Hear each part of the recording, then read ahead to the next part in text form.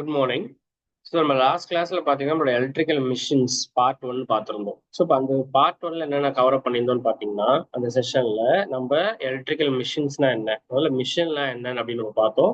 அப்புறம் அதுல இருக்கிற டிஃப்ரெண்ட் டைப்ஸ் ஆஃப் மிஷின் பார்த்தோம். அதுல ஏசி எப்படி பிரிக்கிறாங்க, டிசி எப்படி பிரிக்கிறாங்க, ஏன் அதை ஏசி மிஷின் சொல்றாங்க, ஏன் அதை டிசி மிஷின் சொல்றாங்க, இப்படின்னு நிறைய வகையான வித்தியாசங்களை பார்த்துட்டு ஃபைனலா அந்த மிஷினோட கன்ஸ்ட்ரக்ஷனை பார்த்து அப்புறம் அதோட ஒரு வகையான ஒர்க்கிங் பார்த்து இன் டேர்ம்ஸ் ஆஃப் என்னன்னு பார்த்தீங்கன்னா ஜென்ரேட்டர். ஸோ இப்போ இந்த செஷன் நம்ம என்ன பார்க்க போறோம்னு பார்த்தீங்கன்னா, நம்ம ஒரு முக்கியமான விஷயத்தை பத்தி பார்க்க போறோம். That is called as DC motor. இது ரொம்ப முக்கியமான ஒரு விஷயம் in terms of industrial point of view. சரிங்களா? ஸோ இப்போ டிசி மோட்டர்னு பார்த்தீங்கன்னா, whenever a current carrying conductor is kept in a magnetic field, electromagnetic force is produced. This force is exerted towards a conductor to move the conductor அப்படின்ற மாதிரி ஒரு story சொல்றாங்க. இதுதான் principal சொல்லி சொல்றாங்க. இது என்ன சார் புது ஸ்டோரி அப்படின்னா, இது ஒரு புது ஸ்டோரியே கிடையாது. இது ஃபேரடேஸ் லாவோட இன்னொரு வெர்ஷன். ஆக்சுவலா ஃபேரடேஸ் நம்ம என்னன்னு படிச்சிருப்போம், whenever a conductor is rotate inside a magnetic field, okay, it cuts the flux because of a EMF is generated அப்படின்ற ஒரு ஸ்டோரி படிச்சிருக்கோம் இல்லையா? அதே கொஞ்சம் ரீரைட் பண்ணி எழுதியிருப்பாங்க. whenever a current carrying conductor is placed inside a magnetic field, it will experience a force and started to rotate. இதுதான் இதோட பேசிக் பிரின்சிபல். அதாவது டிசி மோட்டார் அப்படின்றதுக்கும் டிசி ஜென்ரேட்டர் அப்படின்ற நம்ம லாஸ்ட் கிளாஸ் பார்த்ததுக்கும் கன்ஸ்ட்ரக்ஷன் வைஸ் பெரிய வித்தியாசம் கிடையாது. நான் உங்ககிட்ட சொல்லியிருக்கேன். கரெக்டுங்களா? ரெண்டுத்துக்கும் ஒரே கன்ஸ்ட்ரக்ஷன் தான்.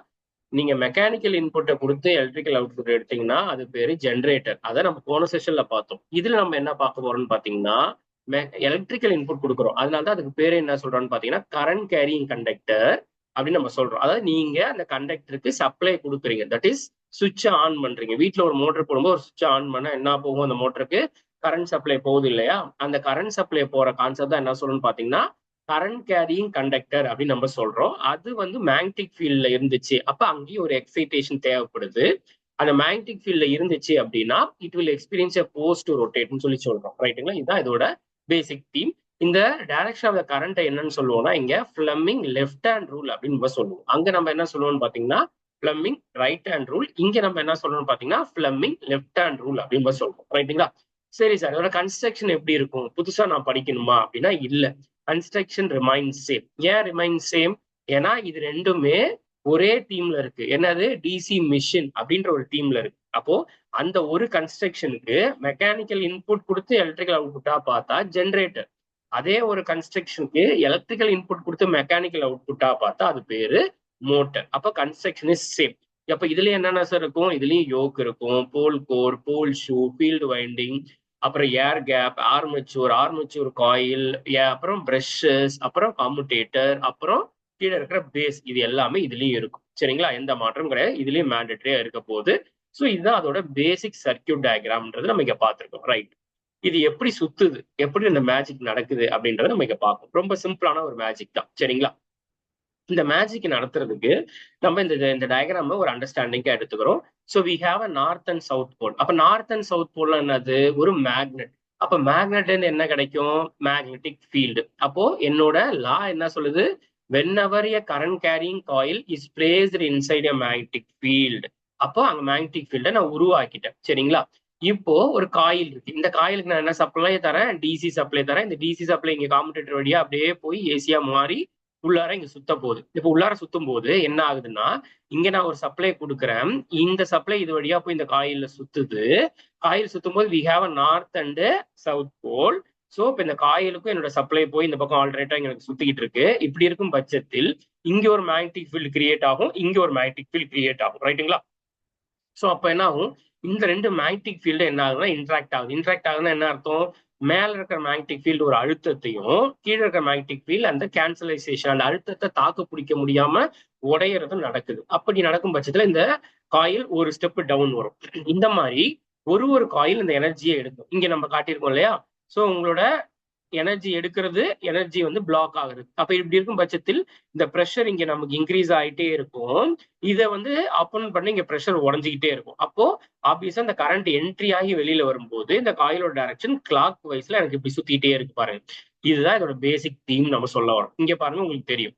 So when I'm giving a supply, so we have north and south pole. It is a magnet and the supply is there in the north and south pole. What happens over there? ஒரு கட்டத்துல we have a aiding magnetic field, இன்னொரு கட்டத்துல we have a cancellation magnetic field. அப்ப aiding magnetic field என்ன பண்ணும், கீழே அழுத்தும். cancellation magnetic field அதை மேல எடுத்துக்கும். ஸோ இதன் மூலியமா I will get the output as a rotation. அவ்வளவுதான்ப்பா, இதான் பேசிக் கான்செப்ட், ரைட்டுங்களா? ஸோ இதோட ஒர்க்கிங் சொல்லியிருக்காங்க. So in a DC motor, both armature and field windings are connected to a DC supply. When we have a current carrying armature is placed in the magnetic field, due to electromagnetic field and torque is created on the armature which started to rotate. This is a working principle, Faraday's law. As per the Lenz law படி, the induced EMF is going to oppose.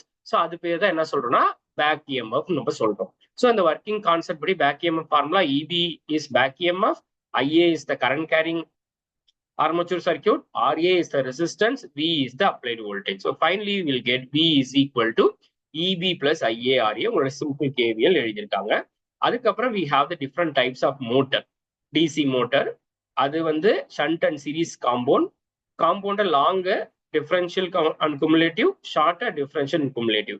ஏன் இது இவ்வளவு ஷார்ட்டா நம்ம சொல்றோம்னா, இது already நம்ம பார்த்துட்டோம். ஏன்னா கன்ஸ்ட்ரக்ஷன் சேமா இருக்கு, அதனால டைப்ஸும் சேம் தான். அங்க எல்லாம் ஜென்ரேட்டர்னு பார்த்தோம், இங்க எல்லாம் மோட்டர்னு பார்த்துருவோம். ஹோப் த பேசிக்கா ஒரு மோட்டர் எப்படி சுத்துதுன்ற ஒரு புரிதல் உங்களுக்கு புரியும்னு நினைக்கிறேன். ஸோ இன்னும் அப்கமிங் செஷன்ல இன்னும் நம்ம டீப்பரா இந்த மாதிரி இருக்கிற எலக்ட்ரிக்கல் டாபிக்ஸை பத்தி நம்ம டிஸ்கஸ் பண்ணுவோம். தேங்க்யூ.